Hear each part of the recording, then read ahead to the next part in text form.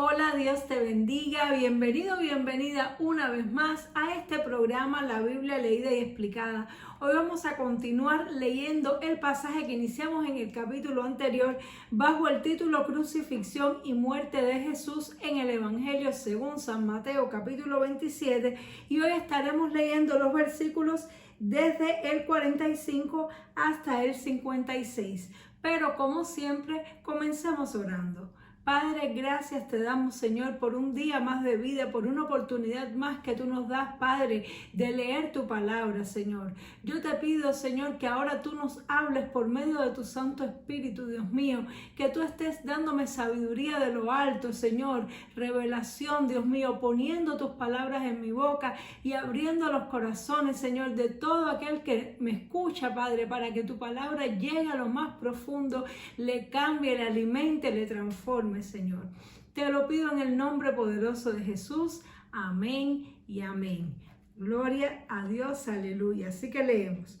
Evangelio según San Mateo, capítulo 27, verso 45. Y desde la hora sexta hubo tinieblas sobre toda la tierra hasta la hora novena.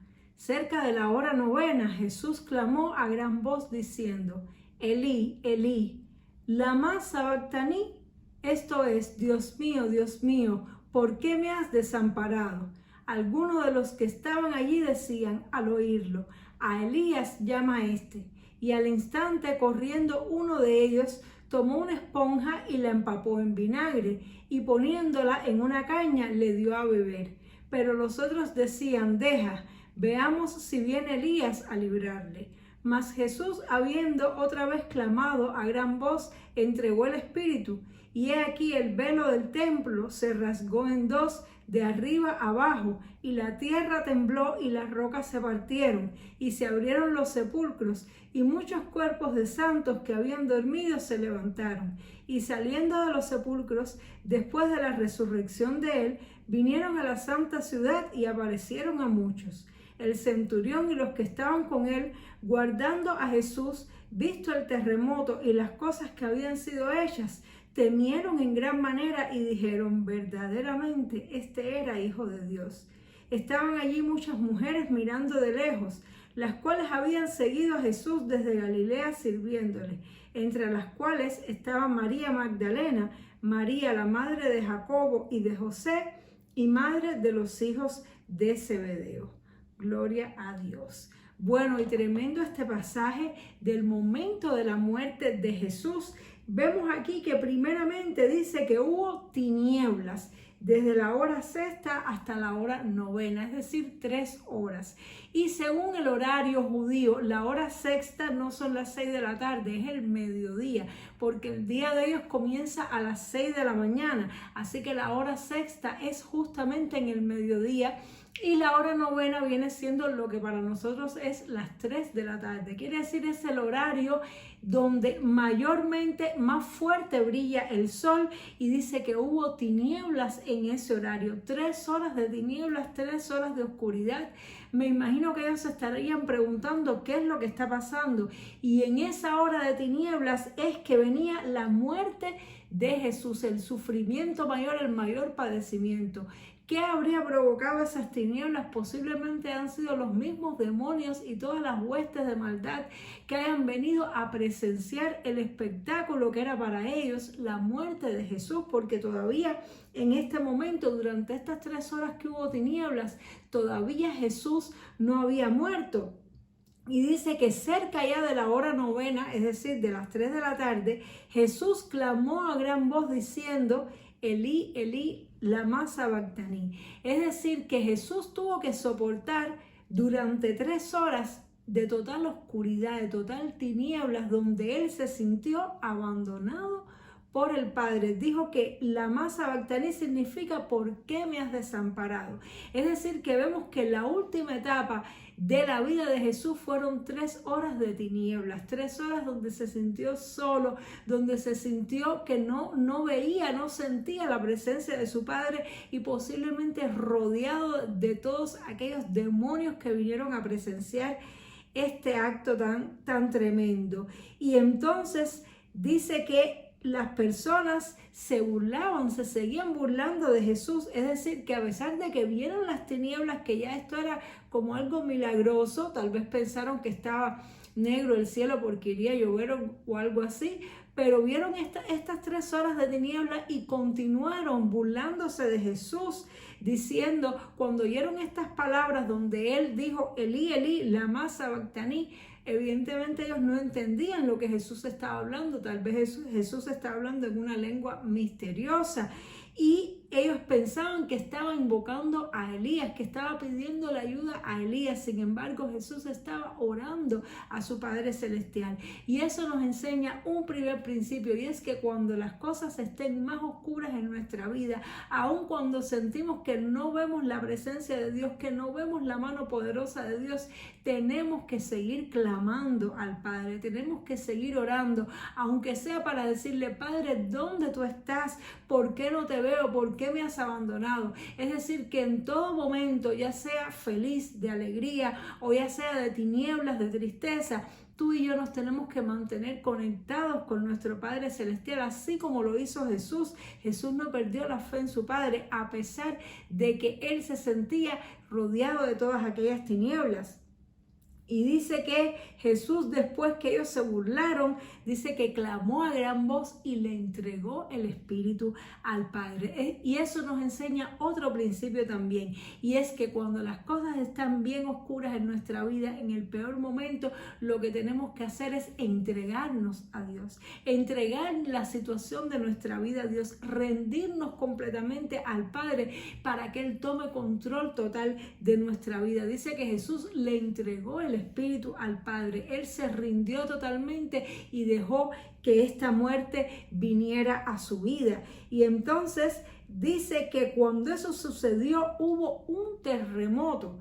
La tierra tembló y dice que el velo que estaba en el templo se rajó de arriba abajo en 2. Este velo tiene un significado muy importante, porque ese velo fue una ordenanza que Dios le dio a Moisés de cubrir el lugar santísimo de la presencia de Dios con este velo. Este velo representaba la separación entre Dios y los hombres, y solamente el sumo sacerdote podía entrar una vez al año a través de este velo, y tenía que purificarse mucho, confesar todos sus pecados, porque si tenía algún problema espiritual, algún pecado escondido, podía incluso morir.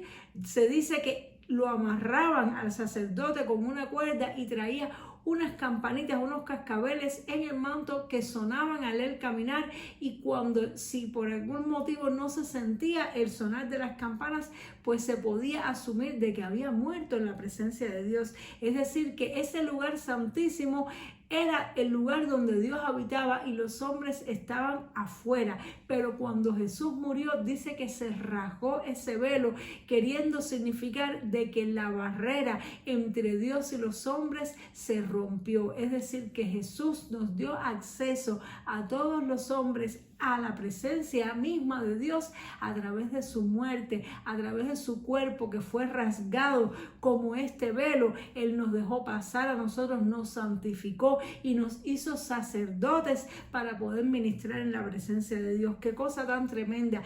Me imagino la sorpresa de los judíos principales, de los fariseos, de los escribas, que aún sabiendo que había la posibilidad de que Jesús fuera el Cristo, lo llevaron a muerte, se burlaron de él.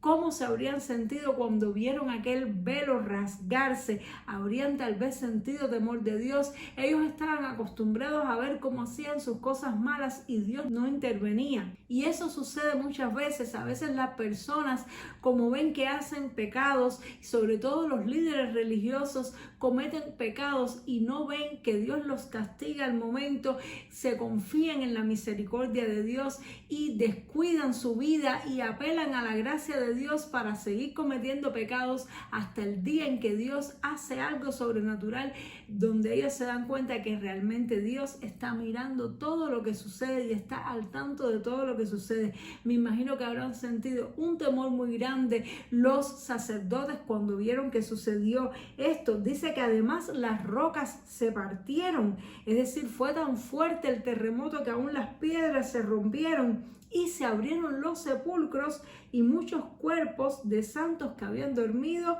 se levantaron. Es decir, que hubo resurrección de los muertos en este momento que Jesús murió.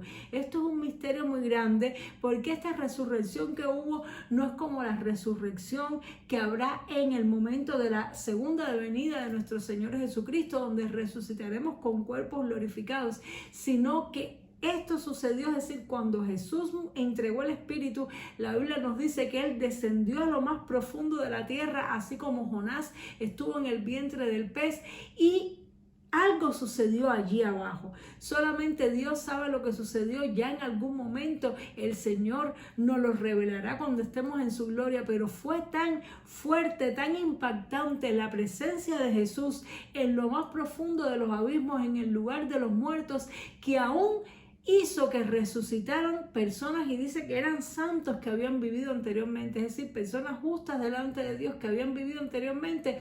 El Señor les dio una nueva oportunidad para que resucitaran. No me imagino qué habrá sucedido allí. Realmente tiene que ser que Dios quiera revelarlo a través de un sueño, una visión, pero tiene que haber sido algo muy grande y muy contundente. Y entonces, por último, nos dice que cuando el centurión y todos los que estaban allí vieron lo que sucedió, entonces se dieron cuenta que realmente Jesús era el Hijo de Dios. Y eso me recuerda mucho y me hace pensar que algo muy parecido va a pasar en el final de los tiempos, en el regreso de nuestro Señor Jesucristo.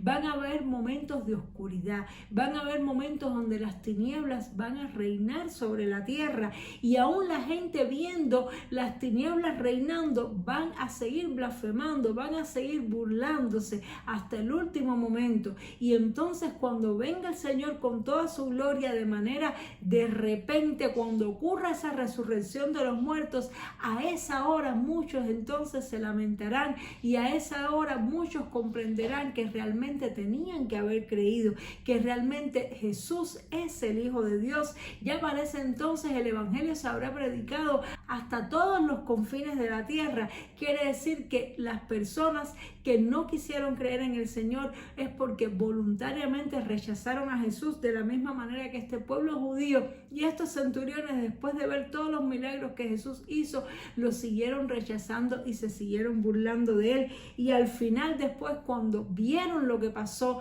al él morir, entonces fue que dieron gloria y fue que creyeron en Jesús, pero ya era tarde, en el sentido de que ya Jesús había muerto. Entonces eso nos hace ver que tenemos que estar apercibidos. En la medida que veamos que estas cosas ocurren, que las tinieblas gobiernan, que parece que decimos, pero Padre, ¿dónde tú estás? ¿Por qué tú permites estas cosas? Significa que estamos acercándonos a la venida del Señor, y tenemos que ser creyentes en el Señor. Tenemos que permanecer creyendo, no como estos hombres que ya al final fue que se dieron cuenta, sino que tú y yo tenemos que ser de los que estemos esperando, de los que estemos velando por la venida de nuestro Señor Jesucristo, porque va a tomar por sorpresa a muchas personas, y muchos en ese día se lamentarán, pero tú y yo no seremos de los que se lamentan, sino de los que nos gozaremos en esa resurrección de los muertos, donde el Señor nos dará un cuerpo glorificado. Gloria sea al Señor. Y con esto terminamos este pasaje del Evangelio según San Mateo. Vamos a orar. Padre, gracias te damos por esta palabra preciosa. Gracias, Señor, por los principios espirituales, Señor, que tú nos has enseñado por medio de ella. Yo no sé qué situación, Dios mío, puede estar pasando la persona que me mira, que me escucha en esta hora, que está orando conmigo, Señor. Tal vez está pasando por un momento de tinieblas. Tal vez siente, Dios mío, que tú le has abandonado. Dios mío, pero yo te pido que tú le fortalezcas su fe, le ayudes a creer en ti, Señor, a permanecer creyendo, sabiendo, Dios mío, que en el momento en que menos se lo imagine, tú te vas a manifestar con poder y gloria, como lo hiciste este día. Y las personas que no creen ahora y que se burlan van a tener que reconocer que realmente tú eres el Hijo de Dios, que realmente tú estás con nosotros, tú nos ayudas, que realmente tú fortaleces a tu pueblo, Padre. Gracias te damos, Señor, por esta palabra, en el nombre poderoso de Jesús. Jesús. Amén y amén. Gloria sea al Señor. Espero que te haya fortalecido, te haya edificado esta palabra de hoy y nos vemos Dios mediante en el siguiente programa para seguir estudiando este Evangelio según San Mateo. Dios te bendiga mucho. Chao.